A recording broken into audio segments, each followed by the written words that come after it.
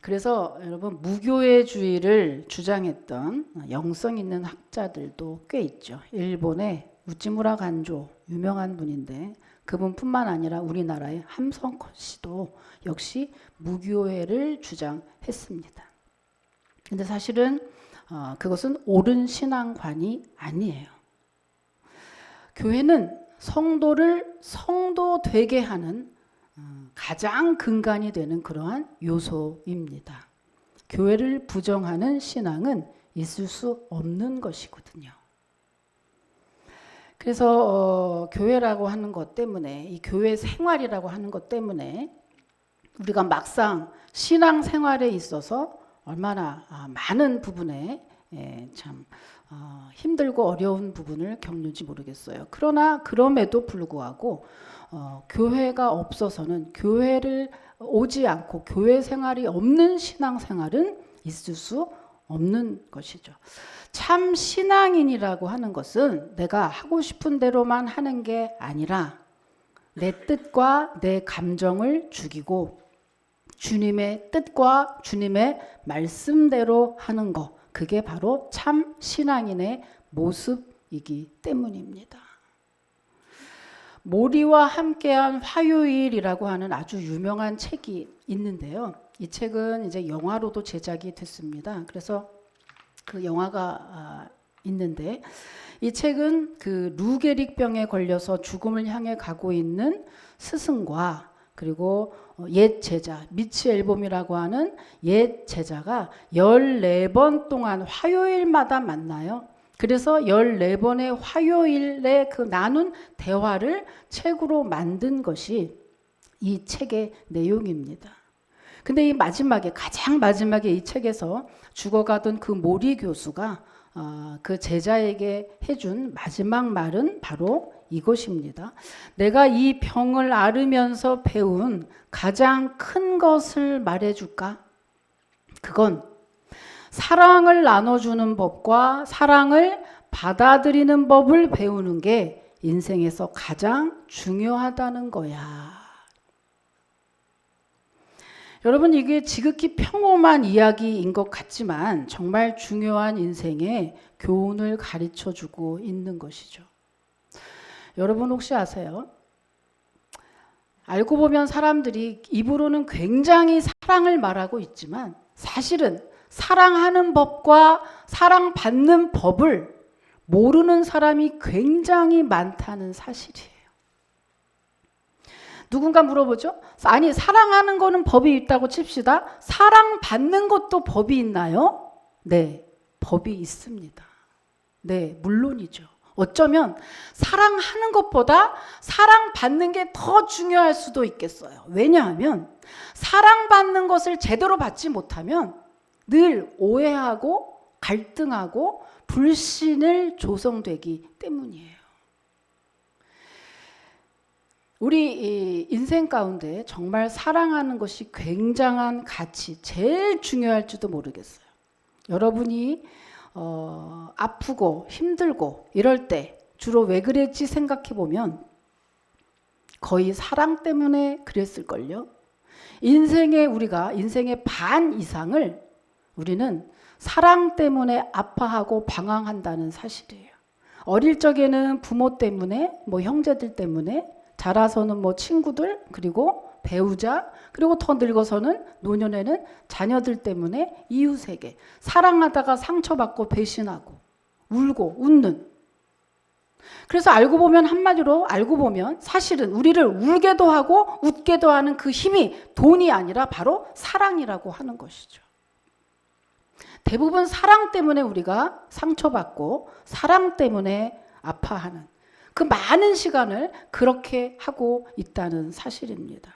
이렇게 여러분 우리 인생은 정말로 사랑하는 거 이것이 인생 최고의 가치임에도 불구하고 우리는 실상은 그렇게 너무 가볍게 생각하고 있는 거죠. 사실은 사랑 때문에 아프면서 그 삶은 그렇게 살지 못한다고 하는 것이죠. 머리로는 잘 알아요. 그래서 우리가 살아가면서 가장 중요한 것은 바로 사랑이야.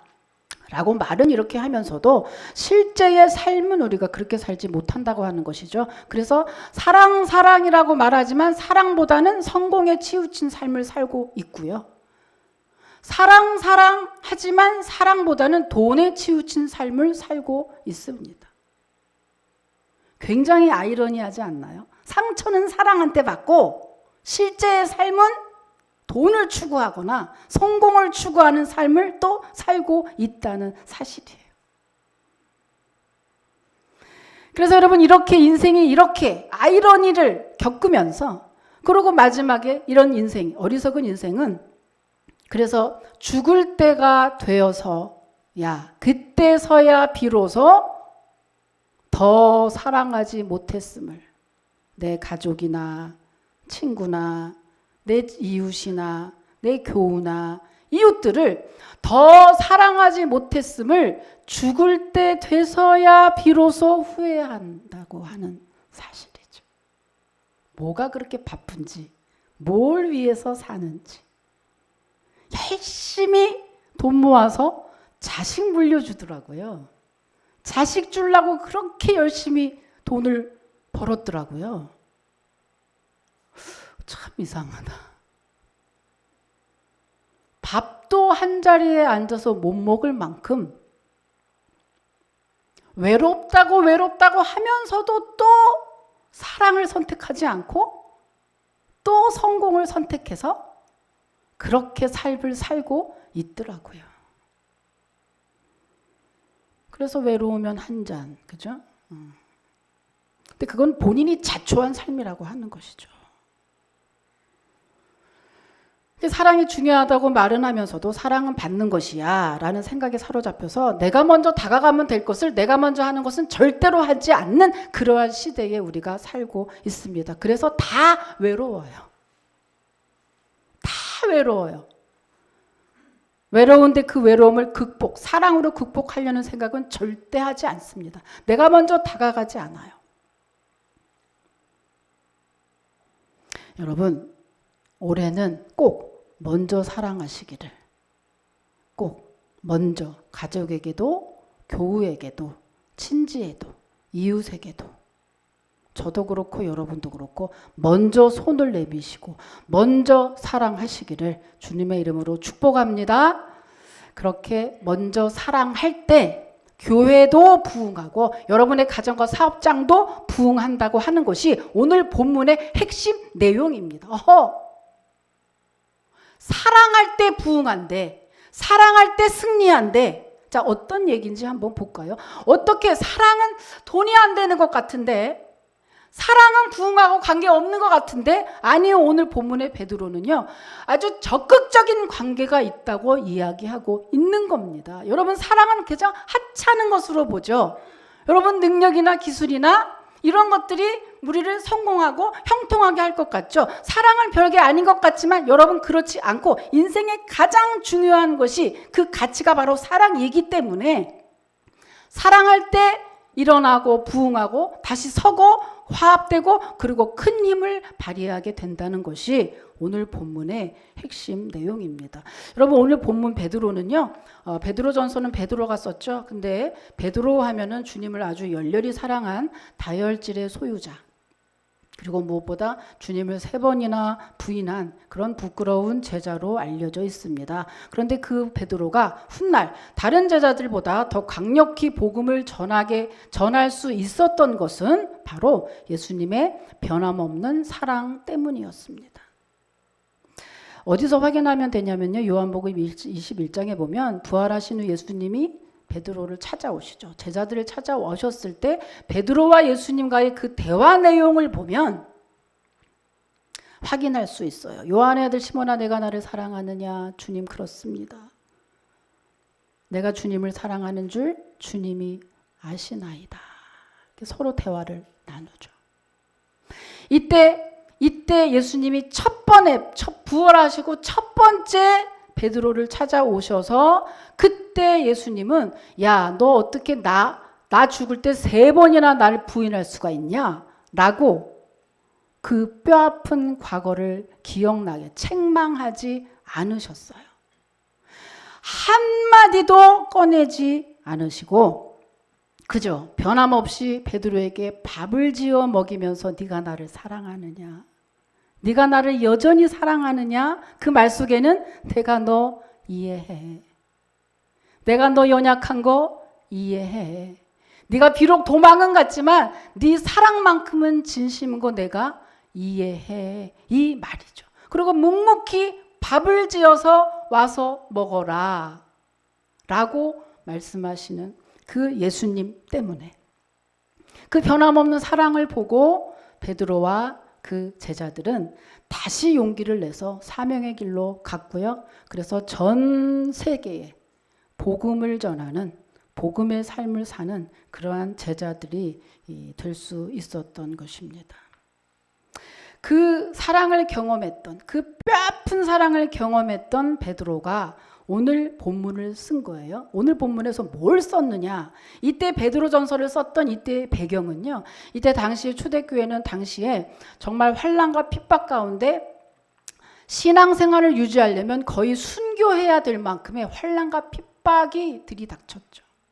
그래서 스데반 집사가 순교함과 동시에 많은 초대교회가 다 뿔뿔이 흩어질 정도로, 그리고 그 이후에 한참 지난 뒤에 지금 이 베드로전서의 배경이거든요. 그러니까 어떻습니까? 성도들이 신앙생활할 때 정말 두렵고 떨려. 이 신앙을 내가 과연 이 신앙을 내가 정말 이거를 잡아야 될 것이냐 말아야 될 것이냐 하고 있는 그런 기로에 서 있는, 그 정도로 환난과 핍박이 아주 강할 때 베드로가 권면한 내용이에요. 근데 권면할 때 오늘 뭘 권면했는지 다시 한번 볼까요? 이렇게 힘들 때, 위기 가운데 신앙의 줄을 놓느냐 마느냐는 이 환난 가운데 과연 베드로가 권면한 것은 무슨 내용이었을까? 오늘 본문 아까 읽으셨죠? 자, 오늘 본문 다시 한번 읽겠습니다. 1장 22절입니다. 시작.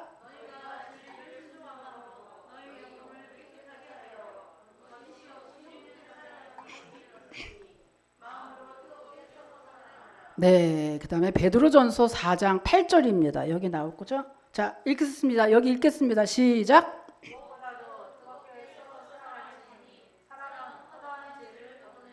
아멘. 여러분 성경에 보면요, 사랑하라는 말은 되게 많이 나와요. 그런데 뜨겁게 사랑하라는 말은 베드로만 사용해요. 성격대로 믿는다고, 성격대로 베드로 아주 뜨거운 사람이잖아요. 뜨겁게 사랑하라는 얘기를 딱 베드로만 사용해요. 여러분 여기서 우리가 신앙을 붙잡아야 돼. 환난과 핍박이 오는데 뭐 영적으로 깨어 있으십시오, 더 기도하십시오, 성경을 읽으십시오, 예배를 드리십시오, 이런 얘기가 아니라 도리어 서로 뜨겁게 사랑하라, 어떻게 보면 동문서답 같은 얘기를 하고 있는데, 여러분 왜 그랬는지 아십니까? 한마디로 뭐죠? 뜨겁게 신앙을 잡고 네 믿음의 줄을 놓지 않으려면 어떻게 하라는 거예요? 너희들이 서로 사랑해라. 그것도 뜨겁게 사랑해라. 이 말이 무슨 말이냐? 왜 이 말을 했을까? 왜 믿음에 더 굳건히 서라 뭐 이런 말 하지 않고 한마디로 무슨 말이에요? 여러분이 믿음이 더 좋아지려면 여러분 서로 뜨겁게 사랑하는 것이 믿음이 좋아지고 믿음의 줄을 붙잡는 비결이라고 지금 말하고 있는 거거든요. 이게 왜 그럴까? 여러분 아까 보면 4장 8절에 보면요, 여기 답이 나와 있어요. 사랑은 허다한 죄를 덮느니라 그랬거든요. 이게 무슨 말이냐? 여러분이 신앙에서 멀어질 때, 성령이 다운될 때, 충만하지 않을 때, 교회를 나가고 싶을 때, 신앙의 줄을 놓고 싶을 때 언제입니까? 여러분 혼자 그렇지 않아요. 반드시 이간질하는 무리가 있다. 그것이 실제로 사람이든 누구든 간에 여러분 반드시 기도한다고 다 되냐? 네가 예수 믿어서 여지껏 된 게 뭐가 있어? 꼭 그 교회 말고 저 교회가 훨씬 더 좋아. 그 목사님하고 저 목사님 훨씬 능력 있어. 꼭 그 교회 그렇게 누구누구 아무개랑 다녀야 되냐? 저기 가면 더 좋은 사람이 이렇게 많어 라고 하는, 여러분 항상 뭔가를 포기하고 놓치고 항상 여러분 방황하고 갈등할 때 보면 반드시 우리를 격동시키는 이간질하고 있는 마귀가 있다고 하는 사실이에요. 근데 그때 여러분 그때 그 마귀를 이길 수 있는 방법이 뭔지 아십니까? 바로 사랑하는 거예요. 아니야, 우리 목사님 나를 제일 사랑해 라고 사랑을 확인하면 절대 남의 말을 듣지 않습니다. 아니야, 그 친구가 그럴 리 없어. 나는 그 친구를 정말 믿어. 그러면 똥파리가 딱 없어지죠. 기도한다고 됐냐? 아니야, 기도하면 다 돼 라고 딱 물리치면 결국에는 뭐죠? 서로 뜨겁게 사랑할 때 마귀의 공격을 받지 않게 된다고 하는 것이죠. 그래서 환난과 핍박과 이 어려운 위기 가운데 베드로는 다른 말하지 않고 서로 뜨겁게 사랑해라. 그러면 된다라고 이야기하고 있는 겁니다. 여러분 사랑은 이렇게 위대해요. 사랑이 아무 하찮은 것이 아니거든요. 그래서 우리 가운데 서로 뜨겁게 사랑할 때 교회가 부흥하게 되는 것입니다. 정말 부흥한 교회들 보면요. 정말 부흥한 교회 보면 정말 사랑이 많은 교회예요. 목사님 설교보다 성도들이. 저는 그래서 온누리 교회를 갈 때마다 굉장히 기분 좋았었어요. 온누리 교회 이제 그 공부를 하러 이렇게 다녔었는데 교회를 가면 그냥 어떤 상황에 갔든지 간에 그냥 웃게 되더라고요. 얼마나 가면 정말 뭐 이쁜 사람 위주로 뽑았는지는 모르겠지만 일단 이쁘고 그렇게 웃을 수가 없어요. 그리고 목소리도 그렇게 할 수가 없어요. 안녕하세요. 오셨어요. 여기 이거보다 더 심해요. 안녕하십니까. 어서 오세요. 뭐 이거 하잖아요. 이 사람들보다 더 정말 제가 갈 때마다 몇 년을 갔는데 갈 때마다 정말 존경스럽다 이런 생각을 많이 했었거든요. 사랑이 많은 교회. 근데 여러분 이 뜨겁게라는 말은 뭐냐? 열렬히, 간절히, 절박히 뭐 이런 뜻이잖아요. 그런데 이게 그냥 하찮은 것이 아니라는 거 확인해 볼게요. 사도행전 12장 5절입니다. 한번 확인해 보십시오. 자, 사도행전 12장 5절 한번 읽겠습니다. 시작.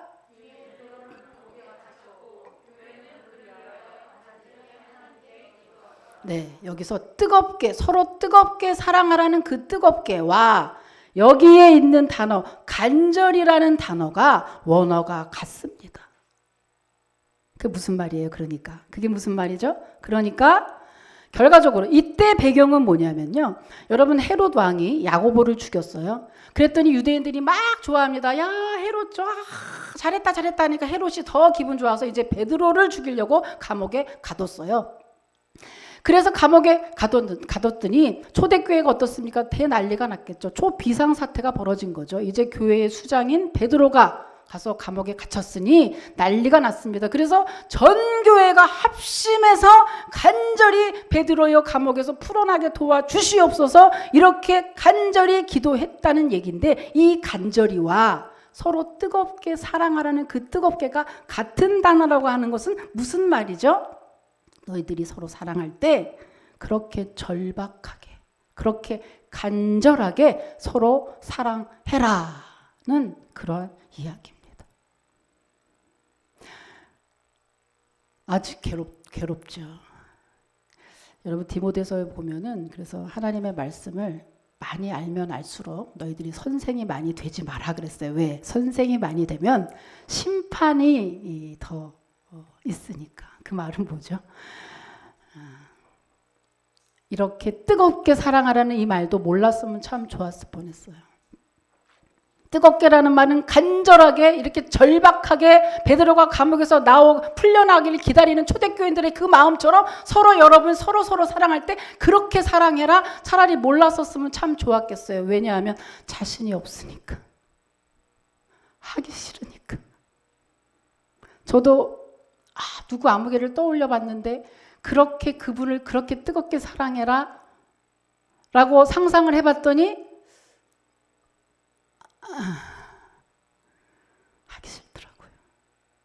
안 되더라고요. 근데 지금 뭐라는 거죠? 누구를 선택적이 없이 그냥 성도, 교우를 뜨겁게 사랑하라는 그 말씀이거든요. 그러니까 우리는 그렇게 해야 된다는 것이잖아요. 여러분, 안 되더라도 서로 뜨겁게 사랑하려고 애를 쓰는 저와 그리고 여러분이 되시기를 주님의 이름으로 축복합니다. 해야 된다는 거예요. 주님의 말씀은 해야 된다는 거예요. 해야 되는 거 내가 하기 싫어도 하면 그때 복이 임하는 거거든. 근데 하나님은 그러면 우리가 연약해서 이렇게 하기 싫을 줄 뻔히 아시면서, 못할 걸 뻔히 아시면서 왜 뜨겁게 사랑하라고 하셨을까요? 왜냐하면 여러분, 간절하게 뜨겁게 사랑하지 않으면 그 사랑이 금방 변하기 때문이에요. 여러분 경험해 보셨잖아요. 정말 불같이 뜨거워도 결혼하고 나면 어느 정도 있으면은 변하게 돼 있습니다. 그런데 처음부터 그렇게 변하는데 불같이 사랑하지도 않고 그저 대면 하다면 우리의 사랑이 변할 거는 불보듯 뻔한 일이기 때문이죠. 그래서 우리에게 뜨겁게 사랑해라 라고 이야기하시는데, 그러면 우리는 과연 그렇게 뜨겁게 사랑할 수 있을까? 네, 할 수 있습니다.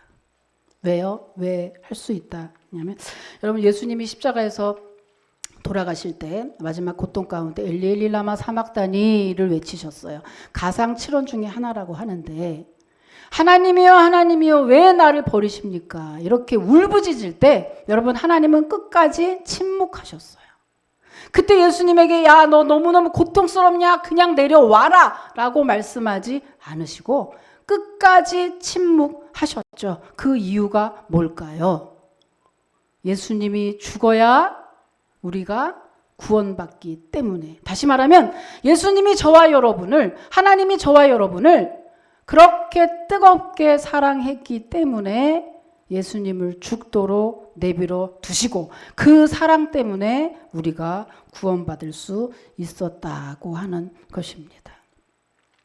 그래서 로마서 5장 8절에서는 이렇게 얘기했죠. 우리가 아직 죄인 되었을 때 그리스도께서 우리를 위하여 죽으심으로 하나님께서 우리에 대한 자기의 사랑을 확증하셨느니라고 말씀하셨습니다. 그러니까 한마디로 뭐죠? 저와 여러분은 예수님을 진심으로 믿는다면 저와 여러분은 이미 죽음으로 값으로 산 우리들이 된 거예요. 말하자면 예수님이 죽어서까지 우리를 사랑하는 그 사랑을 체험했다는 이야기거든요. 그래서 하나님이 우리에게 우리가 연약해서 못할 줄 뻔히 알지만 그러나 너희는 할 수 있다. 왜? 너희들이 이미 내가 죽으면서까지 널 사랑한 것을 너 이미 받아봤잖아.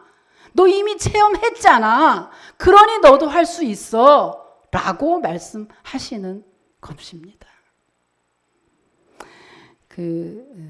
맛을 봐야 맛을 알지, 그죠? 샘표간장. 사랑도 받아본 놈이 사랑을 할 수 있듯이 우리 모두는 예수님이 십자가에 못 박혀서 돌아가시는 그 처참한 죽음으로 우리가 구원받은 그 사랑을 이미 경험한 사람들입니다. 그렇기 때문에 우리는 성령 안에서 우리도 다른 사람을 그렇게 뜨겁게 사랑할 수 있다고 하는 것이죠. 한마디로 안 하는 거지 할 수 있다고 하는 것입니다. 예수님의 12제자들이요. 예수님과 3년 동안 동고동락하면서 주님과 꽤 정도 들고 예수님을 정말 사랑했죠.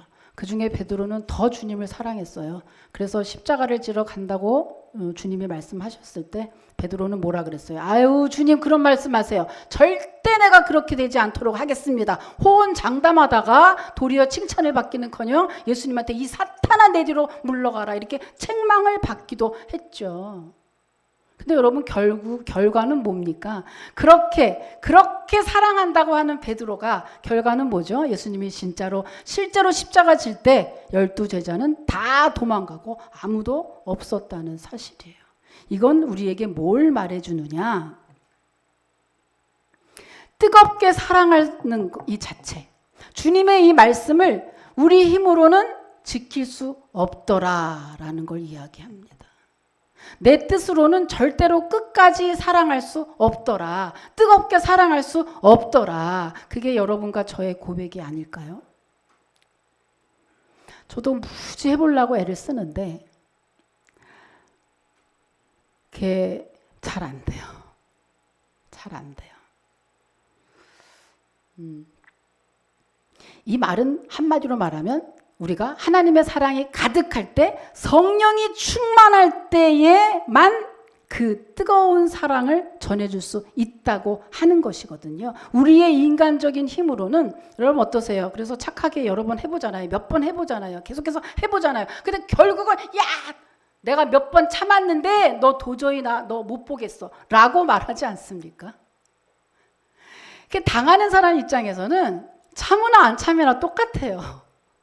하는 사람은 무지 참는다고 했는데 당하는 사람 입장에서는 한 번 참으나 10번 참으나 매한가지예요. 도저히 나중에 도리어 참았다가 터뜨리면 더 큰 거 터뜨리더라고요. 그리고 인상만 더 나빠지더라고요. 차라리 못하니만 못하는 거더라고요. 그게. 근데 저도 열심히 한번 해봅니다. 참을 때까지 한번 참아보다가 나중에 한번 폭발하면 못 봐줄 만큼 폭발하죠. 그게 뭡니까? 그게 인간적으로 노력해서 억지로 사랑해보려고 했다고 하는 것이죠. 그것은 절대로 실패하게 돼 있다. 여기서 서로 뜨겁게 사랑하라는 이 뜨겁게는요, 인간의 힘으로, 내 경험으로, 내 어줍지 않은 어떠한 지혜로, 내 말로 이렇게 사랑하는 얍삽한 사랑을 말하는 게 아니라 성령 안에서 끊임없이 퍼올려도 끊임없이 솟아나는 성령의 힘으로 하는 그러한 사랑을 이야기하는 것입니다. 그러니까 내 힘으로 못하죠. 당연히 못하죠. 할 수가 없죠.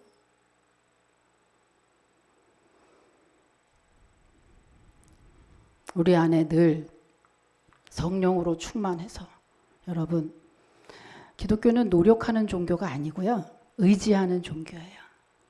그래서 내 힘으로 뭘 의지하고 계속해서 노력하라는 얘기가 아니라 내 힘으로 못하니까 주님 해주세요라고 의지해라 이거죠.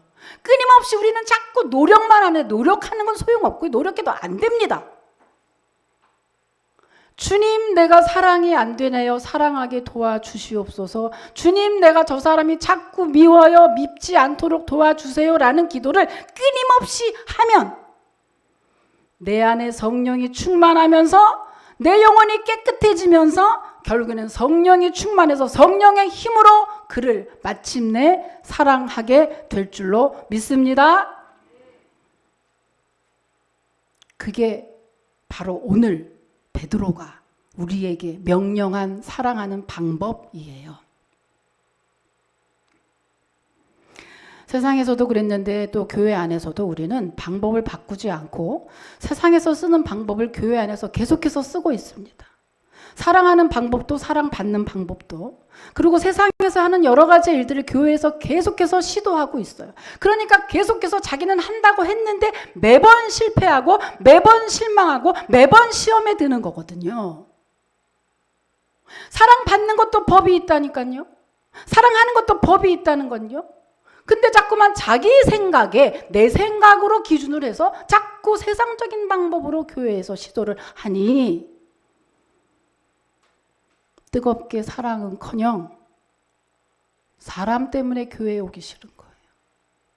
사람 때문에 교회 때문에, 이 교회를 통과해야 신앙의 마지막 영원한 영생을 얻을 텐데 이걸 통과 못하니 결국에는 사람 때문에 내가 영생을 포기하는 그러한 현상이 나타나게 되는 것이죠. 여러분, 사람이 뭔데? 우리의 목표는 예수 그리스도 영원한 저천성 천국입니다. 그런데 사람이 뭔데? 중간에 장애물로 여러분 사람이 장애물입니까? 아니요. 하나님 우리에게 복을 주실 때도 사람을 통해서 역사하세요. 사람은 우리를 괴롭게 하는 존재가 아니라 우리를 이롭게 하는 존재로 하나님은 사용하실 수 있는 분이죠. 근데 왜 사람 때문에 내가 신앙에 장애를 맞게 되느냐? 내 힘으로 하려고 하기 때문이라는 거죠. 내 힘으로 사랑해 보고 사랑 받아 보려고 자꾸 사람의 방법으로 시도하다 보니 매번 실패하는 것입니다. 제2차 세계대전을 승리로 이끈 영국의 수상 윈스턴 처칠, 이분이 아주 유명한 말을 했습니다. 그가 아주 강력한 카리스마를 가지고 있는 지도력, 그리고 인품, 유명한데 이분이 기자가 이렇게 질문을 했어요. 당신처럼 존경받는 인격을 갖추려면 어떻게 해야 됩니까? 그때 처칠이 이렇게 대답을 했습니다. 비결 같은 것은 없습니다. 상대방을 미소 짓게 하려면 먼저 미소를 지으세요. 관심을 끌고 싶으면 그들에게 먼저 관심을 보이십시오. 칭찬을 듣고 싶으면 먼저 칭찬을 하세요. 사람들은 당신이 그들을 대접하는 대로 당신을 대접할 겁니다. 간단합니다. 비결 같은 건 없습니다. 자신을 돌아보는 것이 더 중요할 뿐이지요. 여러분, 우리의 눈이 항상 이렇게 자기를 보기보다는 남을 이렇게 보게 되죠. 근데 알고 보면 답은 언제나 의외로 간단한 곳에, 가까운 곳에 항상 있다는 사실이에요. 배우자도 가까운 곳에 늘 있는데 언제나 인생의 모든 해답이 가까운 곳에 있어요. 그리고 거의 내 안에 다 답을 가지고 있습니다. 그런데 그것을 계속해서 다른 쪽에서만 찾고 있는 이런 어리석은 인생을 살고 있죠. 그래서 우리 베드로가 오늘 교회의 부흥 비결, 오늘 내 한 사람 한 사람 교회의 부흥 비결, 또한 은원교회의 부흥 비결은 곧 다른 게 아니에요. 서로 뜨겁게 사랑할 때라고 이야기하고 있는 것입니다. 마지막으로 여러분, 프랑스의 유명한 미술가 조르주 루오의 작품 중에 저는 이 작품 제목이 너무 기가 막히고 마음에 들어요. 작품 제목이 의인은 향나무처럼 치는 도끼에 향을 묻힌다. 이게 판화 제목이에요. 자, 사진 한번 띄워주세요. 판화를 팠는데 이게 제목이에요. 자, 이게 발을 씻기는 지금 그 판화인데 이 판화의 제목이 의인은 향나무처럼 치는 도끼에 향을 묻힌다. 이게 제목이에요. 이게 무슨 말이에요? 여러분, 도끼로 죽이려고 도끼질을 할 때 이 도끼에 독을 묻히는 게 아니라 도끼에 향을 묻힌다는 거죠. 그 도끼에 죽을 줄 알면서 거기다 향을 묻혀서. 그러니까 어떤 경우를 말하는 거죠? 예수님 같은 삶을 사는 사람. 자신을 치는 도끼날에 도리어 향을 발라줄 수 있는 그러한 삶, 섬김의 삶, 사랑의 삶, 이렇게 살았던 그 예수님의 삶, 그분의 삶을 그리고 그분을 믿는 우리의 삶이 이래야 된다고 하는 것입니다. 어렵죠. 저도 이렇게 말하지만 어려워요. 끊임없이 주님 나라 가는 때까지 싸워야 되는 일이 아닌가. 저도 설교 중에 복음 설교, 선교 설교 굉장히 쉽습니다. 사랑하라는 설교가 제일 어려워요. 왜냐하면 저도 그게 부족하기 때문에 제일 어려워요. 근데 어렵다고 안 하는 게 인생이 아니라고요. 끊임없이 부단하게 끊임없이 나아가야 되는 것이죠. 주님처럼 살으려고 자기를 치는 도끼날에 향을 도리어 묻혀줄 수 있는 그러한 삶을 사는 것이 예수님의 삶이고 그분을 믿는 크리스찬의 삶이기 때문에 안 되지만 몸부림쳐서 그렇게 살으려고 애쓰는 게 바로 저와 여러분의 삶이거든요. 끝까지 그렇게 하려고 애를 쓰는 거, 그것이 바로 성화의 과정입니다. 그렇게 하면서 주님 부르시는 날까지 그렇게 애쓰다가 가는 거죠. 우리가 이런 삶을 살 때 절대 쉽지는 않습니다. 많은 사람들이 얘기하죠. 야, 시간 낭비야. 아무나 하는 게 아니야. 사람은 안 변해. 거기다가 뭐 쏟지 마. 에너지 낭비하지 마. 라고 하는 많은 얘기들을 하겠습니다만은, 그러나 여러분, 두 아들을 죽인 원수를 양자 삼은 손양원 목사님이 사랑의 원자탄이라고 추앙받는 까닭은 바로 사람의 생각을 뛰어넘는 그 사랑을 했기 때문이죠. 자기를 죽이려고 하는 도끼에 몰라서가 아닙니다. 알면서 향을 묻혀줄 수 있는 그런 삶. 늘 머리 안에 있으면 오늘은요, 저도 여러분도 머리 안에 누가 모릅니까? 누가 이거 모릅니까? 알아요. 오늘은 아주 작은 것부터 실천해 나가시는 그런 한 주간이 됐으면 합니다. 이러한 것을 늘 머리에만, 지식으로만, 설교로만 하는 게 아니라 정말 믿음이라는 건 뭐냐면요, 그 설교 들은 대로, 설교 말한 대로 작은 거라도 실천해 보는 거, 그게 바로 믿음의 삶이거든요. 오늘 저도 그렇고 여러분도 그렇고 사랑에 대한 정말 어려운 이 사랑을 실천해 봤으면 좋겠습니다. 그렇게 하기 위해서는 첫 번째, 내 안에 먼저 하나님의 사랑이 흘러 넘쳐야 되겠고요. 두 번째는 그 사랑에 응답해서 서로 함께 뜨겁게 사랑을 해야 됩니다. 자, 옆에 계신 분한테 한번 인사 나눌게요. 내가 먼저 사랑할게요. 한번 해보세요. 내가 먼저 사랑할게요. 사랑하는 거 받지 말고 내가 먼저 해볼게요. 예, 여기 부부는 뭐 부부 내가 먼저 저긴 부부라서 참 좋겠네. 그죠? 내가 먼저 사랑할게요. 여러분 부부지간에도 잘 안 돼요. 자존심 상해서 안 돼요. 목사 내가 목사인데 이러면서 잘 안 돼요. 안 돼요. 먼저 사랑하는 거 쉽지 않아요. 근데 먼저 사랑하래요. 여러분, 사랑은 기다리는 게 아니라 먼저 다가가는 것이고, 사랑은 받는 게 아니라 내가 먼저 주는 것입니다. 사랑은 도끼날에 찍혔을지라도 그 날에 향을 묻혀주는 것이 바로 주님의 사랑입니다. 그래서 오늘 주님은 마지막 이렇게 말씀하십니다. 자, 마태복음 5장 44절 읽고 예배를 마치겠습니다. 마태복음 5장 44절 읽죠? 시작.